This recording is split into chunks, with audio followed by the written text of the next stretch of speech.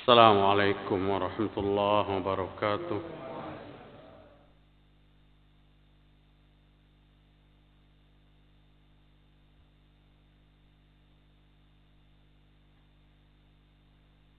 إن الحمد لله نحمده ونستعينه ونستغفره ونعوذ بالله من شرور أنفسنا وسيئات أعمالنا. من يهده الله فلا مضل له ومن يضلل فلا هادي له. أشهد أن لا إله إلا الله وحده لا شريك له وأشهد أن محمدا عبده ورسوله لا نبي بعده. يا أيها الذين آمنوا اتقوا الله حق تقاته ولا تموتن إلا وأنتم مسلمون. يا أيها الناس اتقوا ربكم الذي خلقكم من نفس واحدة وخلق منها زوجها وبث منهما رجالا كثيرا ونساء واتقوا الله الذي تساءلون به والأرحام إن الله كان عليكم رقيبا.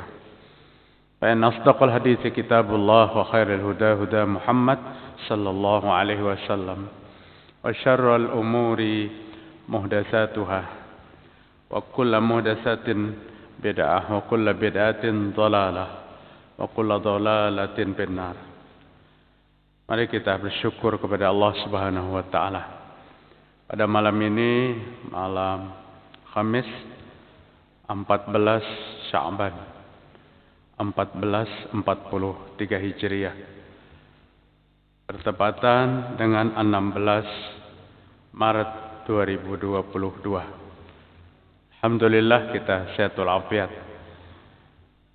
Kita berharap kepada Allah mudah-mudahan segala amal ibadah kita diterima oleh Allah Subhanahu wa taala. Mudah-mudahan segala kesalahan dan dosa-dosa kita diampuni oleh Allah Subhanahu wa taala. Jemaah sekalian rahimakumullah, ulun begitu menengok ke belakang, ada tamu hari ini kita. Ustadz Awad dari Martapura. Maka ulun tahu tadi sidin berdahulu suruhkan masuk ke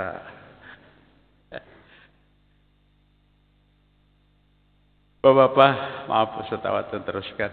Hadirin rahimakumullah. Harapan kita untuk menuju akhirat yang baik itu hanya dua macam. Ibadah kita diterima Allah, dosa kita diampuni Allah. Kada banyak-banyak itu aja yang kita bawa.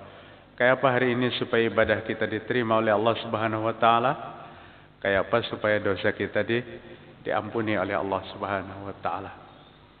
Ibadah adalah tujuan hidup kita. Usaha keperluan hidup. Kadang-kadang kita tertukar antara keperluan hidup dan tujuan hidup. Wa ma khalaqtul jinna wal insa illa liya'budun. Tidak aku ciptakan jin dan manusia kecuali untuk ibadah. Artinya satu-satunya tujuan hidup kita adalah ibadah kepada Allah. Manakala orang hidup tapi tidak ibadah, berarti dia sudah keluar dari fitrah kehidupan sebagai seorang manusia. Yang kita tata kembali kayak apa ibadah kita itu bisa diterima. Untuk mengetahui itu, kita tentu mengkaji apa gerang yang Nabi katakan ibadah kadi diterima itu. Apa ibadah yang diterima? Rasulullah sallallahu alaihi wasallam katakan, satu ibadah yang kita rekayasa sendiri, maka ibadah itu ditolak oleh Allah Subhanahu wa taala dalam hadis yang sahih. Man amila amalan laisa alaihi amruna wa huwa rad. Siapa melakukan satu amal yang kada ada perintah dari kami, maka ditolak. Kuncinya kita dapat sebenarnya. Ibadah yang ditolak itu ibadah yang dilakukan oleh kita dalam sebuah rekayasa ibadah. Kenapa orang katakan rekayasa ibadah? Karena apa? Ibadah itu kada boleh diolah-olah. Asalnya ibadah itu dalam kaidah usul fikih haram. Itu kan asalnya ibadah itu haram. Kecuali ada dalil. Lagi-lagi dalil sangat kita perlukan dalam sebuah ibadah. Kadang-kadang kita melihat rasa risih juga bapak-bapak, ibu-ibu. Orang mengklaim sesuatu sebagai ibadah, padahal itu tidak ada. Jangan pernah kita berbicara tentang Islam tanpa dalil. Karena kita berbicara tentang Islam, tentang ibadah, ini atas nama Allah dan atas nama Rasul. Yang menyatakan satu ibadah itu hanya Allah dan Rasul. Jika kita mengklaim sesuatu ibadah tambahan, maka berarti kita mengatasnamakan Allah, mengatasnamakan Rasulullah SAW. Bukan masalah sepele, bukan masalah gampang.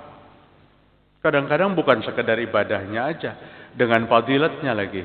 Fadilatnya begitu tinggi. Apabila membaca ini 3 kali berturut-turut, begini. Semua dari perintah bacaannya, dari apa yang dibaca, dari jumlah bacaan, dari fadilat keutamaan yang didapat dari bacaan itu, semua rekayasa. Semua rekayasa. Bukan kita yang merekayasanya, tapi orang yang pertama mengajarkan kepada kita. Jamaah sekalian, untuk kebahagiaan akhirat, ibadah kita diterima. Yang menentukan ibadah diterima itu Allah Subhanahu wa taala. Artinya, kita tidak bisa mengklaim ibadah kita diterima, ibadah yang lain kada diterima. Allah yang menentukan.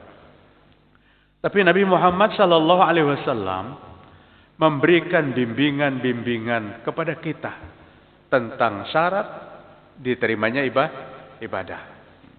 Syarat diterimanya ibadah disebutkan oleh Imam As-Shatibi apabila ibadah itu ikhlas, dan kedua, ibadah itu sesuai sunnah.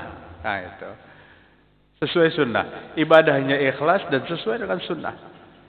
Yang dicari ini ikhlas kada ibadah kita hari ini. Mun aku gampang aja, aku ikhlas. Ente aja lagi ikhlas kada. Itu tanda orang kada ikhlas bila ada ucap itu. Jadi manakala mengklaim ana ini gampang, ana sudah ikhlas, ente aja lagi ikhlas kada. Itu arti kada ikhlas sudah yang diucapkan itu. Karena Imam As-Susi mengatakan ikhlas itu kada kalau kita pamerkan. Ikhlas itu kan bisa kita ceritakan kepada orang lain. Ikhlas itu hanya hubungan kita dengan Allah Subhanahu wa taala. Allah yang lebih mengerti tentang keikhlasan itu. Kada kalau kita pamer-pamerakan ente kada ikhlas, anak orang yang paling ikhlas, tidak. Ini adalah satu ungkapan yang menandakan bahwa tidak ikhlas. Jemaah sekalian rahimakumullah. Keikhlasan dalam ibadah itu dituntut kemurnian akidah. Syarat untuk mendapatkan keikhlasan dalam suatu ibadah itu adalah kemurnian akidah. Kemurnian akidah artinya apa? Keteguhan iman. Keteguhan iman dari hidup sampai menjelang mati. Kada dilapas-lapas. Innal ladzina qalu rabbunallah summas taqamu. Sungguhnya orang yang berkata Tuhan kami Allah, kemudian dia istiqomah dengan ucapannya. Ini keteguhan iman namanya. Keteguhan iman. Pada saat dia meyakini Allah Rabb kita, Allah Tuhan kita, kada saling garakan lagi. Maka bapak-bapak, ibu-ibu, sampean yang biasanya rutin, ibu-ibu yang sering mengamalkan itu, apa? Sayyidul Istighfar. Sayyidul Istighfar dibaca pagi, dan sebuah hadis diriwayatkan Imam Bukhari, kemudian mati sebelum sore, dijamin surga oleh Allah Subhanahu wa taala. Kan gitu. Ini hadisnya sahih. Jadi kada kalau dia ada. Kemudian baca sore, wafat sebelum pagi, dijamin surga. Coba Pak baca dari awal kalimat Sayyidul Istighfar itu. Ini keistiqomahan. Apa awalnya Sayyidul Istighfar? Allahumma anta rabbi la ilaha illa anta khalaqtani wa ana abduka. Luar biasa. Luluh lantak kehidupan kita pada saat dia katakan itu. Hilang ego kita. Hilang kemusyrikan, khurafat, tahayul yang ada dalam diri kita. Seyogianya. Allahumma, wahai Tuhanku, anta rabbi. Engkau Tuhanku. Anta rabbi. La ilaha illa anta. Tidak ada Tuhan kecuali engkau. Wa ana abduka. Aku hambamu. Sampai di situ aja sudah pakai istiqomah luar biasa. Pantas kalau Sayyidul Istighfar ini satu bacaan yang luar biasa. Satu bacaan yang luar biasa. Kita hubungkan dari awal Sayyidul Istighfar. Kemudian kita hubungkan dengan 30 surah Fussilat. Innal ladzina qalu rabbuna Allah summa istaqamu. Sesungguhnya orang yang berkata Tuhanku Allah, Tuhan kami Allah, kemudian di istiqomah. Istiqomah, teguh imannya. Akidahnya murni. Apa yang dia dapatkan? Tatanazzalu alaihimul malaikah, maka malaikat akan datang kepadanya. Apabila malaikat itu datang kepadanya, kata ulama tafsir, inda sakaratil maut. Waktu orang itu hendak mati. Waktu orang yang berkata Tuhanku Allah, kemudian dia istiqomah dengan ucapan itu, malaikat datang di waktu hendak mati. Apa kata malaikat? Tanazzal alal malaikat alla takhafu. Alla takhafu wala tahzanu wa abshiru bil jannati allati kuntum tu'adun. Apakah data kurihing matinya kayak ini, Pak? Tersenyum matinya. Tersungging, senyuman indah seolah gembira dia melewati kematian. Karena malaikat yang datang memberikan kabar, ente masuk surga. Ibu-ibu, ya, pina nyaring pada di bawah, nah di atas.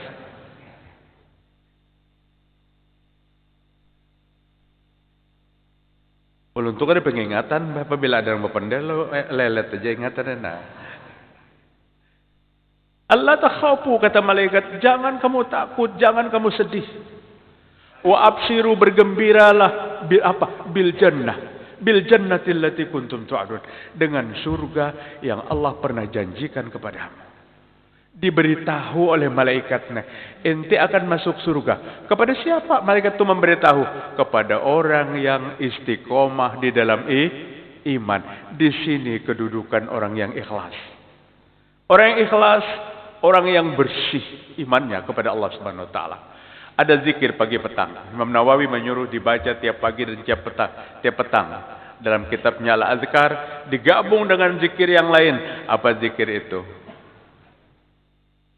Raditu billahi rabba wa bil islami dina wa bi Muhammadin nabiyyan wa rasulah. Ulun dulu tahun 70-an tinggal di Tanjung Rema, Setawat. Tanjung Rema, Gang Pelamboyan. Ke Darussalam itu jalan kaki aja. Jalan kaki.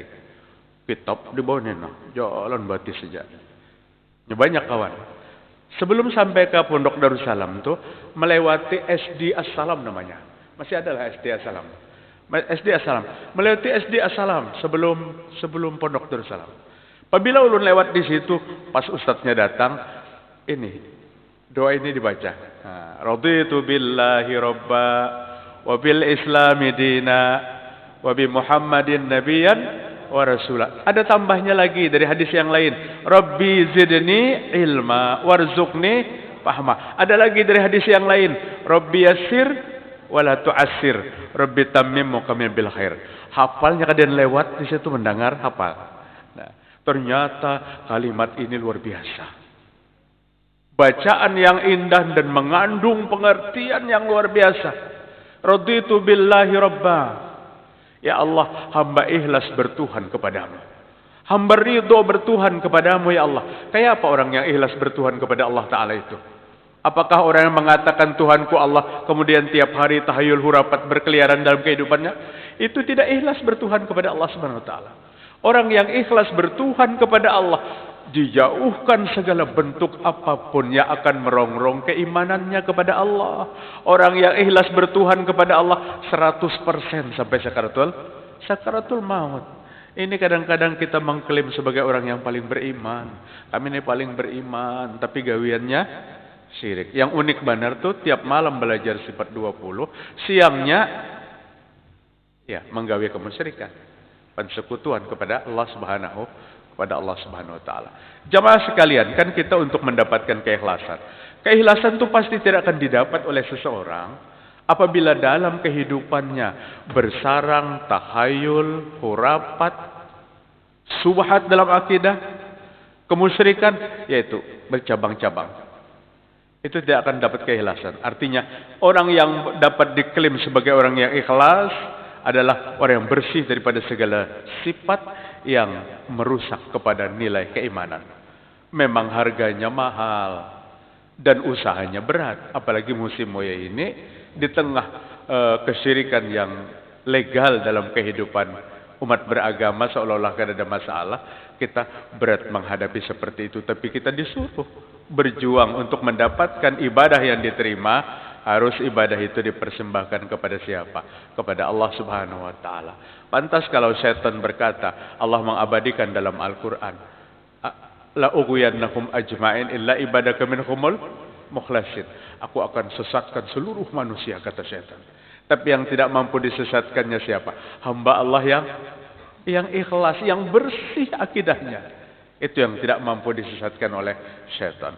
Ikhlas suatu yang sangat besar nilainya di hadapan Allah Subhanahu wa taala. Tapi ikhlas sesuatu yang sangat sulit untuk kita perjuangkan tanpa berjuang dan memohon agar Allah memberikan hidayah. Keikhlasan yang ada pada jiwa seseorang tidak bisa kita pisahkan dengan petunjuk, dengan hidayah oleh Allah Subhanahu wa taala. Tanpa hidayah tidak mampu kita. Artinya orang yang Allah berikan hidayah untuk menjadi orang yang ikhlas, itu memang Allah ingin selamatkan. Allah ingin selamatkan dia. Allah ingin selamatkan. Jamaah sekalian rahimakumullah. Kemudian yang kedua, menjadikan ibadah itu diterima oleh Allah Subhanahu wa taala, ittiba. Ittiba itu sesuai dengan sunnah. Jadi ibadah itu kada kawadi karang-karang. Kada kawadi reka-reka. Ben tahulah membuktikan ibadah itu rekayasa. Apabila satu daerah ke daerah lain, itu rekayasa. Salat 5 waktu sama mulai di Mekah sampai ke sini. Di mana ada umat Islam, apabila maghrib itu pasti 3 rakaat. 4 rakaat memang imamnya kada ingat. Itu artinya sama. Sesuatu yang kada direkayasa itu sama. Tapi manakala sesuatu yang direkayasa, jangan pun antar negara, antar kampung, satu RT yang satu dengan RT yang lain aja beda-beda. Beda-beda. Tapi diam-diam aja Bang, menpina kita padahkan terang-terangan, kita dicelenginya kita. Tapi ini harus kita sampaikan Bapak-bapak. Harus kita sampaikan. Sesuatu yang berlebih-lebihan dalam agama itu berat sekali konsekuensinya di hadapan Allah Subhanahu wa taala. Nabi Muhammad sallallahu alaihi Allah Subhanahu wa taala maksudnya menyampaikan dalam 112 surah Hud. Pada kajian sebelumnya sudah ulun sampaikan, Fastaqim kama umirta wa man taba ma'aka wa la tatghaw innahu bima ta'maluna basir. Kata Ibnu Abbas, la asyaddu wa la asyaqu ila fi hadhil ayah. Tidak ada yang lebih berat dan lebih muskil diterima oleh Nabi dari sekian banyak Al-Qur'an kecuali ayat ini. Kalau kita kadang memikirkan apa kandungan pada ayat itu, fastaqim, istiqomahlah engkau wahai Muhammad. Kama wa fastaqim, apa sambungannya? Kama umirta. Fastaqim kama umirta. Istiqomahlah engkau seperti apa yang kuperintahkan kepadamu. Wa man taba ma'aka, dan bersama orang yang taubat bersamamu. Wala tatghaw, jangan berlebih-lebihan. Innallaha bima ta'maluna basir. Allah Maha menatap dengan apa yang kamu lakukan. Biasa ayat ini. Biasa. Tapi pada saat sahabat Ansar bertanya, laqad asra ilaika sayyid, ya Rasulullah, ubanmu bertambah. Ubanmu bertambah wahai Rasul. Apa kata Nabi? Sayyabtani Hudun wa akhwatuha. Ubanku bertambah karena aku memikirkan surah Hud dan seumpamanya. Kata Ibnu Abbas, surah Hud itu 123 ayat. 123 ayat kah? Tidak. 112 yang dipikirkan Nabi. Apa 112 itu? Perintah dari Allah agar Nabi, agar sahabat, agar orang yang beriman kepada Nabi istiqomah dalam Islam. Wala tatghaw, dan jangan berlebih-lebihan. Nabi berpikir keras tentang ini. Nabi tidak berpikir tentang sahabat bersamanya. Mereka sahabat-sahabat setia. Mereka sahabat yang tidak mau mendahului Nabi. 56 Al-Ahzab turun sebelum salawatnya diajarkan. Innallaha wa malaikatahu yusalluna 'alan nabi ya ayyuhalladzina amanu sallu 'alaihi wa sallimu taslima. Belum satu kata pun salawat diajarkan oleh Nabi. Artinya jika sahabat yang kebablasan, pasti sahabat akan berpikir, Umar tulis salawat versinya, Utsman tulis salawat versinya, Abu Bakar tulis salawat versinya. Adakah hari ini kita menemu tulisan-tulisan sahabat, salawat versi sahabat tanpa Nabi Muhammad? Tidak ada. Mereka cerdas, tapi mereka tidak kebablasan. Tidak seperti orang cerdas hari ini. Cerdas tapi kebablasan. Perintahnya ada, salawatnya belum.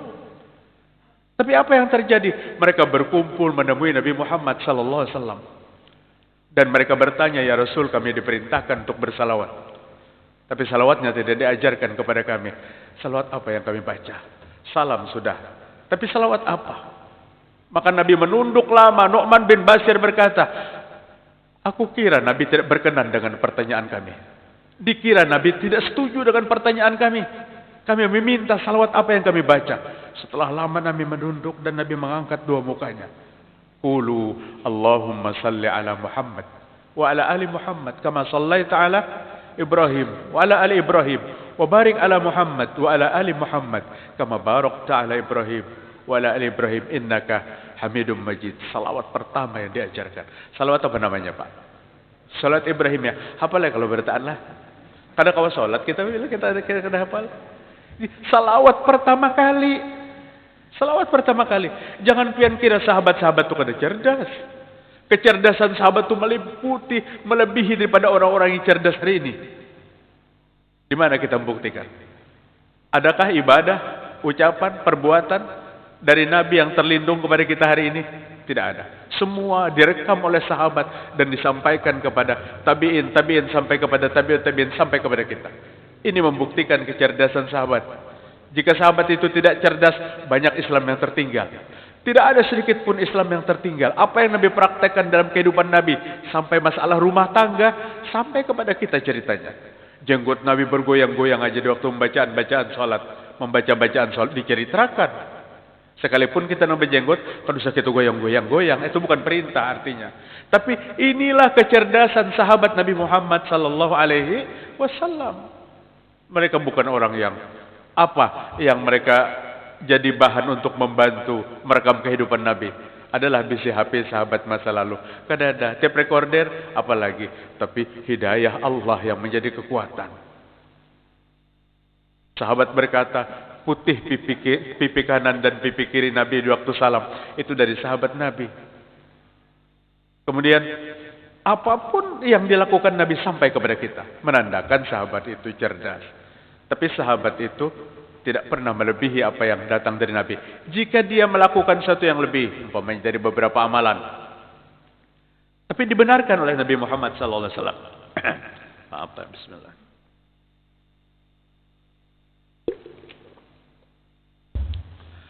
Ada memang sahabat yang membaca hamdan katsiran thayyiban mubarakan fi. Dan itu tidak diajarkan Nabi, makanya Nabi bertanya. Tapi Nabi setuju dan Nabi malah bercerita sekian banyak malaikat sedang berlomba-lomba mencatat kebaikan orang yang membaca itu. Makanya kita teruskan hari ini. Jamaah sekalian rahimakumullah, ittiba. Mengikuti contoh. Ittiba itu ikut kepada sunnah secara murni yang diajarkan Nabi Muhammad sallallahu alaihi wasallam. Utsman bin Hadir Al-Azdi bertanya kepada Ibnu Abbas. Ibnu Abbas tahun 68 Hijriah wafat. Di usianya yang sudah tua.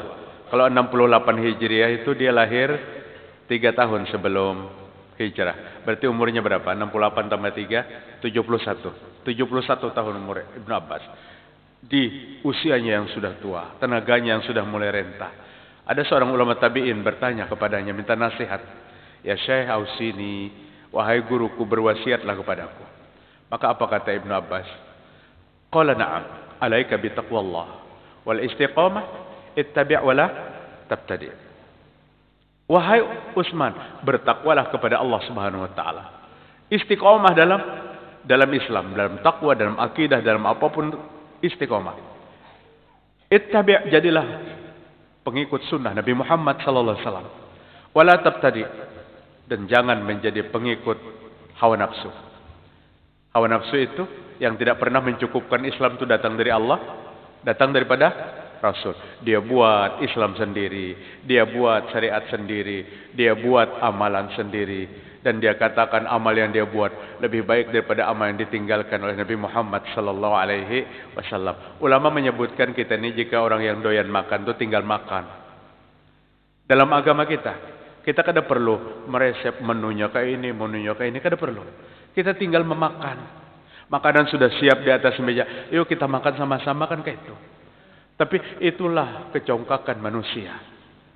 Yang datang dari Nabi disingkirkan. Yang di luar daripada sunnah digawi habis-habisan. Digawi habis-habisan. Bahkan kadang-kadang fadilat yang ditampilkan melebihi daripada apa yang disunnahkan oleh Nabi Muhammad SAW. Maka tadi ulun katakan, jangan berbicara agama seenaknya.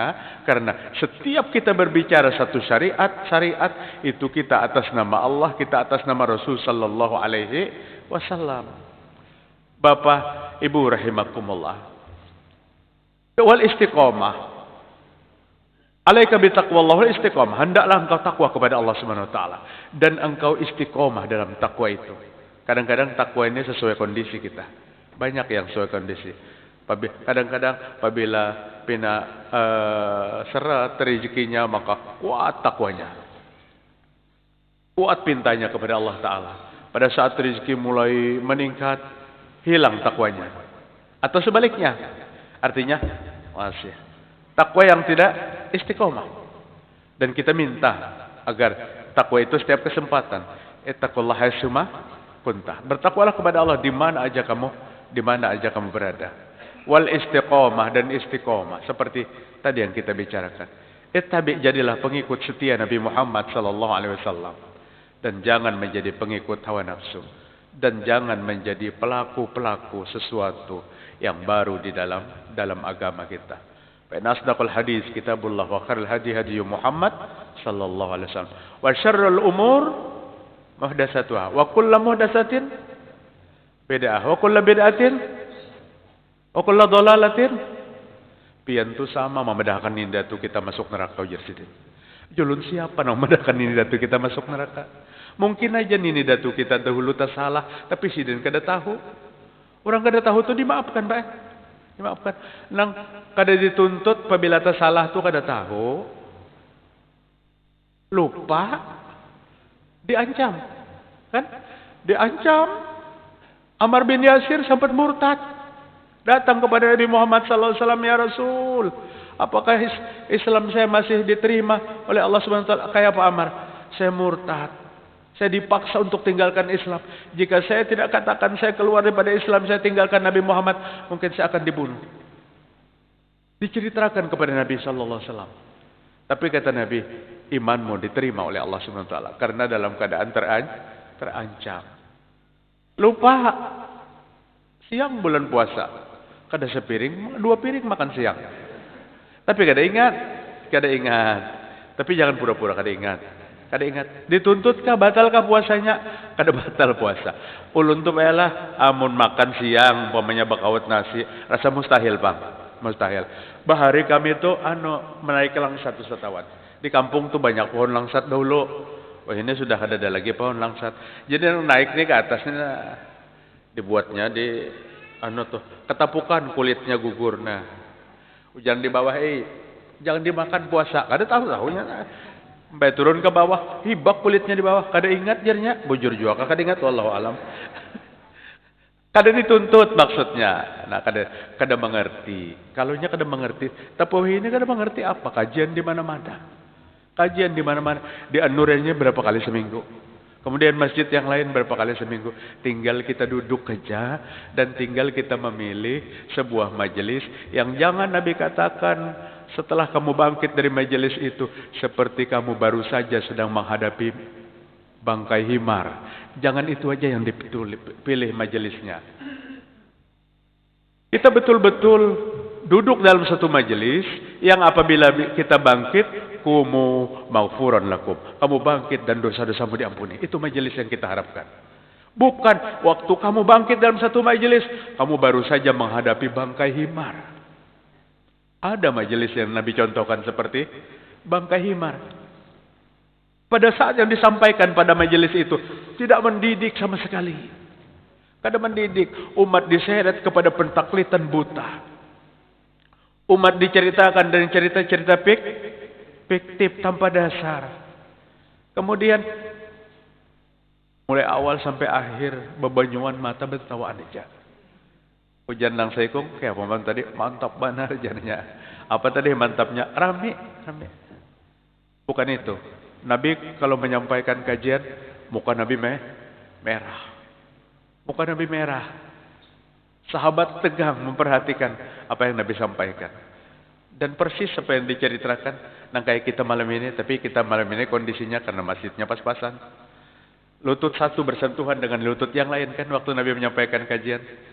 Kata Umar bin Khattab waktu kami safar bersama Rasul sallallahu alaihi wasallam dan Nabi bernaung di bawah sebatang pohon, Nabi bentuk kajian pada saat itu. Nabi sampaikan kajian. Waktu itu angin bertiup dan menggugurkan daun-daun yang kering. Maka daun itu berjatuhan di pundak-pundak kami. Saking rapatnya kami menghadap kepada Rasulullah sallallahu alaihi wasallam. Tapi mon masjidnya ganal kada rapat kayak ini bang penanya. Saya kong buncu sana. Hari ini alhamdulillah kita rapat. Jamaah sekalian rahimakumullah. Nah, Imam Asy-Syatibi rahimahullah, Ibrahim bin Musa bin Muhammad Al-Lakhmi Asy-Syatibi, wafat 790 Hijriah. Beliau berkata, "Min alamati sa'adah lil 'abdi." Tanda keberuntungan seorang hamba itu ada beberapa macam. Apabila berkisah soal keberuntungan itu, kadang-kadang kada mau kita hendak jadi orang beruntung. Pasti amun kada didoakan kita berdoa seorang, mudahan nakai cuepian beruntung. Kayak itu kan? Karena apabila beruntung temenang baik di dunia ataupun di akhirat. Imam Asy-Syatibi mengatakan, tanda orang beruntung itu ada beberapa macam. Tapi yang pertama tandanya tasirut ta'ah, mudahnya taat. Mudah tunduk kepada perintah Allah. Artinya kita bisa merasakan hari ini orang polkah kita ini keberuntungannya atau beruntung sedikitkah? Giliran taat malasnya luar biasa. Mudah taat itu adalah orang yang beruntung. Kadang-kadang sudah siap di tempat ibadah untuk melaksanakan ibadah.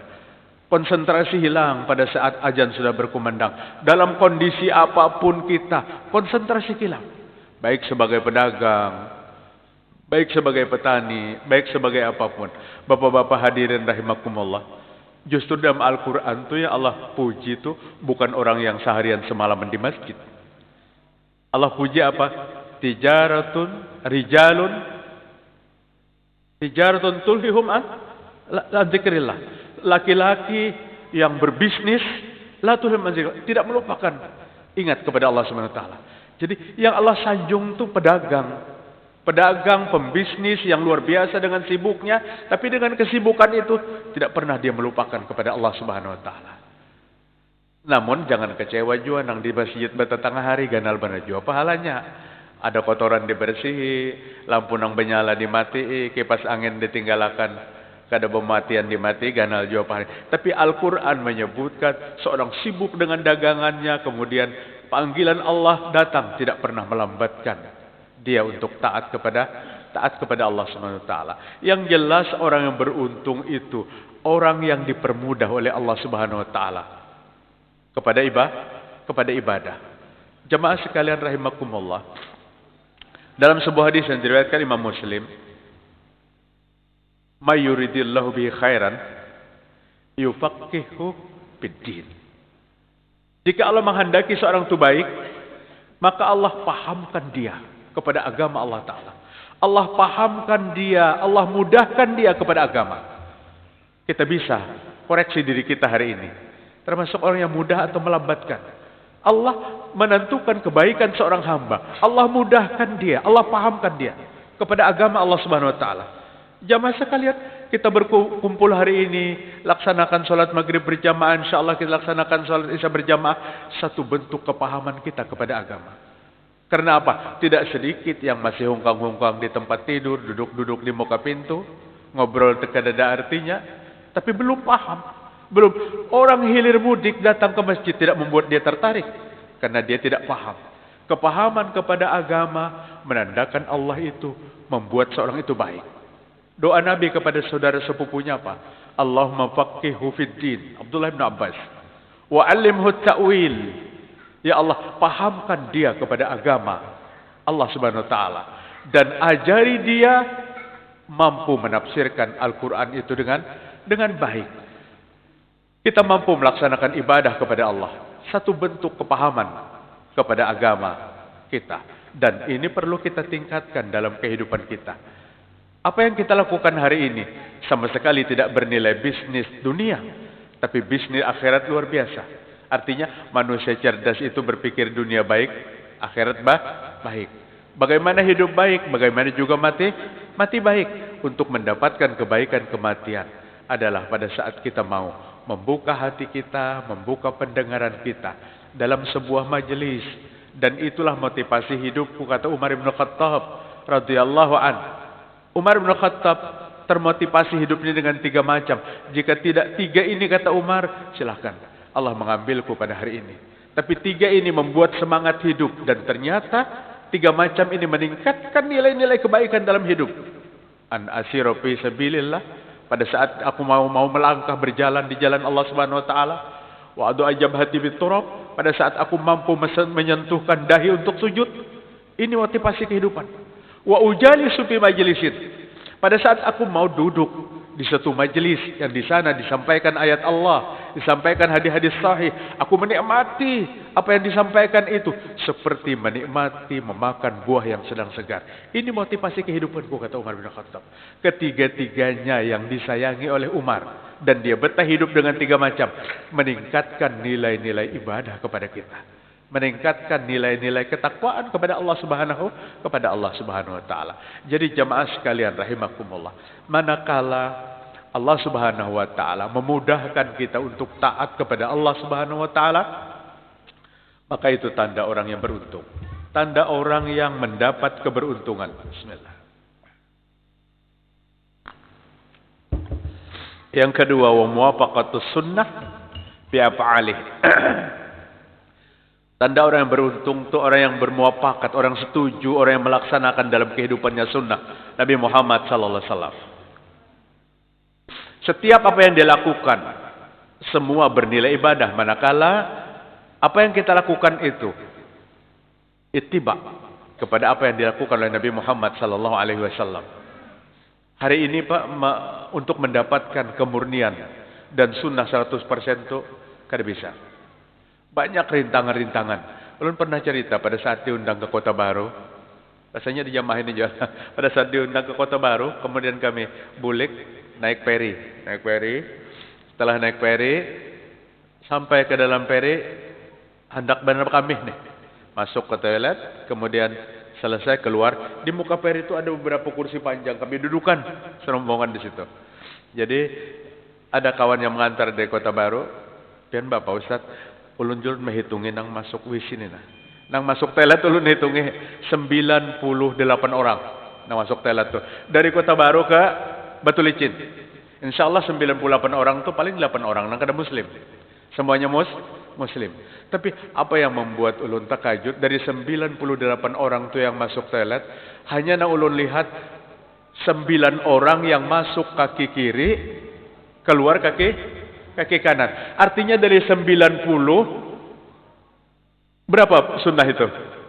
10%. Nang lainnya daur. Batis kanan berdahulu, ada loncat-loncat, ada bernyanyi-nyanyi tadi Pak. Bernyanyi-nyanyi dalam WC. Maka nyanyinya Bimbo. Engkau dekat, aku dekat, engkau jauh, aku jauh. Apa dalam WC? Artinya di sini berpikir sunnah Nabi tentang masuk toilet saja dan keluar toilet, belum bacaannya bacaan atau kada.